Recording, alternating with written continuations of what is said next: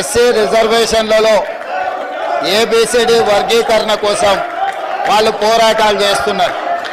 27 సంవత్సరాల నుంచి ఉమ్మడి రాష్ట్రంలో కానీ ప్రత్యేక తెలంగాణ రాష్ట్రంలో కానీ ఏబిసిడి వర్గీకరణ మీద మాదిగ ఉపకులాల యువకులు పోరాటాలు చేయడం జరిగింది.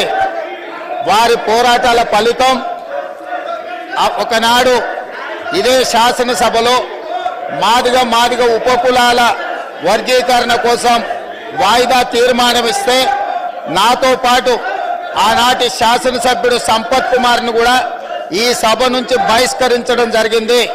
గత ప్రభుత్వం ఏబిసిడి వర్గీకరణ మీద కేంద్రానికి ప్రధానమంత్రికి విజ్ఞప్తి చేయడానికి అఖిల పక్షాన్ని తీసుకెళ్తామని చెప్పి తీసుకుపోకుండా మాదిగ సోదరులను మోసం చేయడం జరిగింది.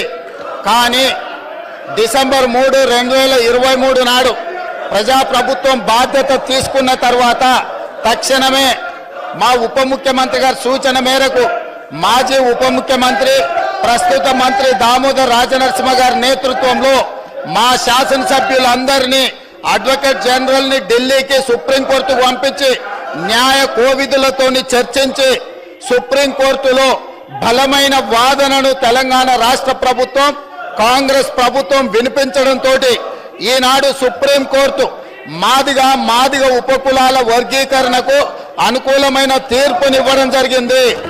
నేను మనస్ఫూర్తిగా సుప్రీంకోర్టు కాన్స్టిట్యూషనల్ బెంచ్కు రాజ్యాంగ ధర్మాసనానికి మనస్ఫూర్తిగా కృతజ్ఞతలు తెలియజేస్తున్నా.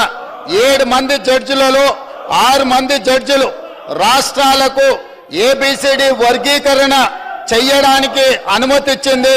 తెలంగాణ రాష్ట్ర ప్రభుత్వం తరఫున నేను స్పష్టమైన ప్రకటన చేస్తున్నా. దేశంలోనే అందరికంటే ముందు బాగానే నిలబడి తెలంగాణ రాష్ట్ర ప్రభుత్వం ఏబిసిడి వర్గీకరణ అమలు చేసే బాధ్యత మా మిత్రులు మా మంత్రివర్గ సహచరులు మేమందరం తీసుకుంటాం. అవసరమైతే ఇప్పుడు ఇచ్చిన ఉద్యోగ నోటిఫికేషన్లలో కూడా వర్గీకరణను అమలు చేయడానికి అవసరమైతే ఆర్డినెన్స్ తీసుకొచ్చి మాదిగ సోదరులకు న్యాయం చేసే బాధ్యత మేము తీసుకుంటాము.